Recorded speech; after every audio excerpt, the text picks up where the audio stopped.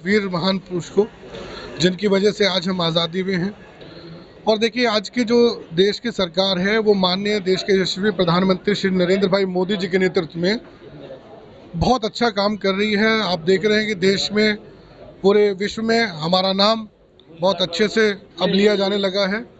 हमारे देश के अंदर एक मिनिस्ट्री है, ministry of social justice empowerment, जिसको हम सामाजिक न्याय विभाग भी कहते हैं। उस विभाग के तहत में एक योजना है, जिस योजना के मुताबिक हमारे कुछ प्रतिष्ठान, जिसमें कि मुख्य अंबेडकर प्रतिष्ठान है और दूसरा है बाबू जगजीवन राम, इन दोनों से के साथ में और भी ऐसे प्रतिष्ठान हैं जो कि हमारे देश में जो क्रांतिकारी पुरुष रहे, महिलाएं रहीं, हमारी विभूतियां रहीं, हमारे पूर्व प्रधानमंत्री रहे, पूर्व देश के सेनानी रहे, उनके जन्मोत्सव के लिए एक विशेष प्रकार का फंड आवंटन करती है। वो 2 लाख से लेकर लगभग 10 लाख रुपए तक होता है, जो कि क्षेत्र के सामाजिक कार्यकर्ताओं के लिए, समाज की छोटी बड़ी एनजीओ और संगठनों के लिए वो अलॉट किया जाता है। और उसके माध्यम से हम अपने देश में अपनी जो ये महान विभूतियाँ, इनके जीवन का परिचय का सम्मेलन या फिर इस तरह के जन्म जयंती कार्यक्रम कर सकते हैं। और ये जानकारी होनी बेहद आवश्यक है, क्योंकि हम लोग सामाजिक कार्यकर्ता हैं। हम लोग अपने घर परिवार से समय निकालने के बावजूद इन धार्मिक और सामाजिक आयोजनों में शामिल होते हैं और अवेयरनेस कार्यक्रम करते हैं।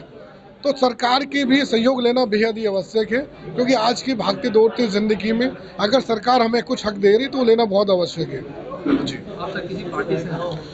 साहब, मेरी कोई पार्टी नहीं है, पर मेरा एक ही देश है, भारत देश। एक ही मेरा संगठन है आरएसएस, एक ही मेरी पार्टी है भारतीय जनता पार्टी, एक ही मेरा नेता नरेंद्र मोदी। सर, बात अगर आरएसएस की आती है जी, तो कहीं ना कहीं मेंटलिटी तमाम कम्युनिटी में बदल सी जाती है। ऐसा लगता है कि या तो ये मुस्लिम विरोधी है या छोटी जाति विरोधी है, तो क्या कहेंगे इस पर, क्या रोशनी डालेंगे? नहीं, आप जाके देखिए कि अभी कुछ समय पहले ही हमारी जो दिल्ली प्रांत में सबसे बड़ी मस्जिद है, उसमें हमारे मोहन भागवत जी आए। सभी भाइयों ने उनका बड़ा जोरदार स्वागत किया, भाईचारे की मिसाल दी। आप जाइए योगी जी के यहाँ जाइए, आप योगी जी के अस्पताल में 70% मुस्लिम समुदाय होता है। ये सब कहने की बात है, देश को बिगाड़ने का माहौल है। हम सब लोग देश की एकता और अखंडता को लेकर चलने वाले लोग हैं, देश को विश्व गुरु बनाने की बात करते हैं। हम कोई जातिवाद का कोई भी मैटर, कोई भी विवाद नहीं करते हैं। आज हम श्री चंद्रशेखर आज़ाद जयंती में आए हैं, हमें बहुत अच्छा लगा। मेरे अकॉर्डिंग हर साल ऐसी जयंती होनी चाहिए जिससे हमें स्वतंत्रता सेनानी की यादगार में होना चाहिए, मतलब यादगार हो जाए ये चीज़ें। और ऐसे ही हम चंद्रशेखर आज़ाद जी को याद करते रहेंगे, उनका समारोह मनाते रहेंगे, उनका जन्मदिन, और उनके लिए हमेशा अच्छी चीज़ें करेंगे। और हम चाहते हैं ऐसे फंक्शन और हो, हम हर जगह जाएं उनके लिए। चंद्रशेखर आज़ाद जी हमेशा अमर रहे। ये मेरी चंद्रशेखर आज़ाद हमारे लिए प्रेरणा स्रोत है। हमारे बच्चों को कुछ सीखने के लिए मिलता है इनसे, तो हम अपने बच्चों के साथ यहाँ पर अक्सर ऐसा प्रोग्राम करें जो हमारे बच्चे आएँ, देखें और समझें इस चीज़ को, अपने जो हमारे स्वतंत्रता सेनानी के बारे में जानें। और इस तरह के प्रोग्राम करने से सभी लोग जागरूक होते, जानते हैं कि हमारे संस्कृति में क्या क्या है और क्या क्या होना चाहिए। धन्यवाद।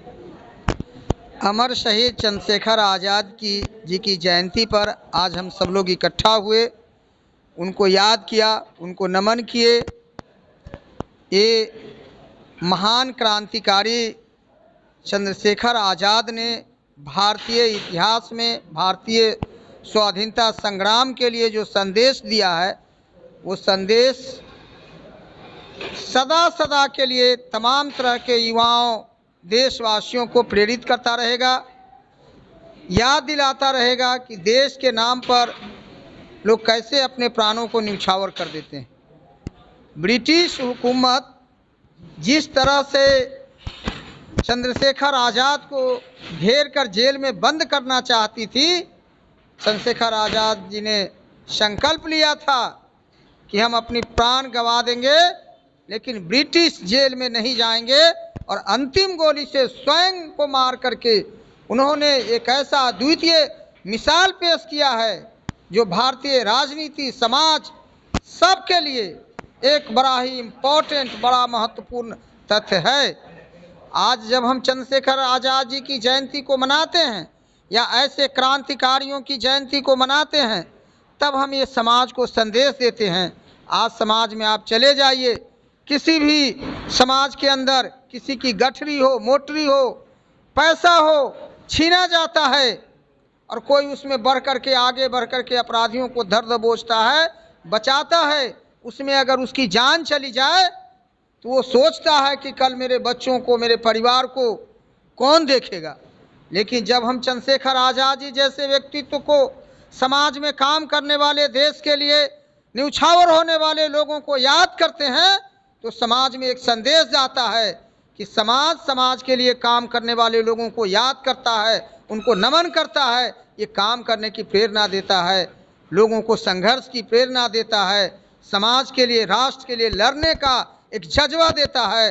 ऐसे अवसर पर फिर से एक बार मैं चंद्रशेखर आज़ाद जी के चरणों में अपना श्रद्धा सुमन अर्पित करता हूँ, नमन करता हूँ और चंद्रशेखर आज़ाद जी को जिंदाबाद करता हूँ। इनकलाब जिंदाबाद। जी, हम यहाँ आए हैं एमपी क्लब में, नॉर्थ एवेन्यू में, और जयंती मनाने आ रहे हैं चंद्रशेखर आज़ाद जी का, जो आज़ादी के परवाने थे देश के को आज़ाद कराने में। हिंदुस्तान के अंदर बिगुल फूंकने वाले आज़ादी के चंद्रशेखर आज़ाद, राम प्रसाद बिस्मिल, अशफाकुल्लाह खां, करतार सिंह सराफा, यही लोग आज़ादी के परवाने हैं इस देश के। और ये निहत्थे होकर के दिखा दिया ब्रिटिश गवर्नमेंट को।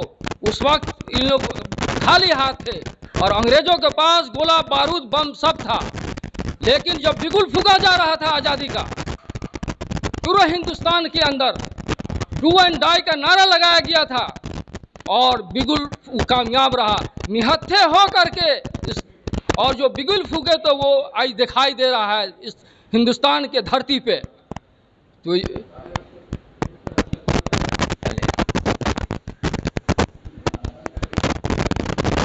हम चाह रहे हैं कि इस तरह का प्रोग्राम पूरे देश में हो, ताकि इनका जो यादगार है और जो इन्होंने देश के लिए किया है वो बरकरार रहे, सब लोग जाने।